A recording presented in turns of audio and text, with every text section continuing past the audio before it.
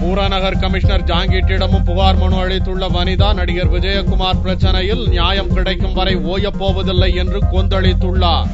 நடிகர் விஜயகுமாருக்கும் அவருடைய மகள் வனிதாவிற்கும் நாளுக்கு நாள் பிரச்சனை அதிகரித்துக் கொண்டு வருகிறது. இருவரும் ஒருவர் மீது ஒருவர் சரமாரியாக புகார்கள் தெரிவித்து வருகின்றனர். இந்நிலையில் சென்னை புறநகர் கமிஷனர் ஜாங்கிட்டை சந்தித்த வனிதா புகார் மனு அளித்துள்ளார். கமிஷனரை சந்தித்த பின் செய்தியாளர்களிடம் பேசிய வனிதா தனது புகார் மனுவிற்கு உரிய நடவடிக்கை எடுக்க கோரி புறநகர் கமிஷனரிடமும் அமெரிக்க குடியுரிமை பெற்றுள்ள தனது குழந்தைக்காக அந்த தூதரகத்திடமும் உதவியை நாடியிருப்பதாக தெரிவித்தார். தன்னை பற்றி தவறான கருத்துக்களை பரப்பி வரும் தனது தந்தை விஜயகுமார் மீது நடவடிக்கை எடுக்கும் வரை ஓயமாட்டேன் என்றும் நியாயம் கிடைக்கும் வரை சமரசம் என்ற பேச்சுக்கே இடமே இல்லை என்றும் வனிதா வலியுறுத்தினார். காம்ப்ரமைஸ்னா என்ன? What is a compromise?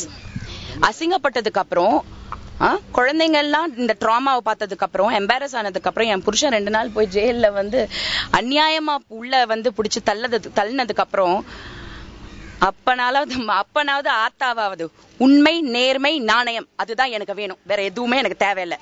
இந்த பிரச்சனைக்கு முக்கிய காரணமான தலைமறைவாகி இருக்கும் அருண் விஜயை கைது செய்யும் வரை ஓயமாட்டேன் என்றும் இந்த வழக்கு தொடர்பாக துணை கமிஷனர் மூலம் விசாரணை நடத்த கமிஷனர் ஜாங்கிட் உத்தரவிட்டுள்ளதாகவும் வனிதா தெரிவித்தார்.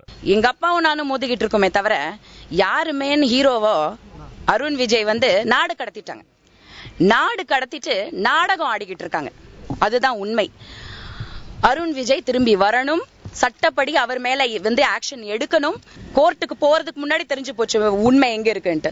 அப்புறம் மீடியால எதுக்கு ஸ்டேட்மெண்ட்ஸ் கொடுக்கறாங்க? தனக்கு விஜயகுமார் குடும்பத்தில் பெண் எடுத்த முன்னாள் குடும்ப உறுப்பினர் ஒருவர் உதவி செய்து வருவதாக தெரிவித்த வனிதா அந்த நபர் குறித்த தகவல்களை தெரிவிக்க மறுத்துவிட்டார்.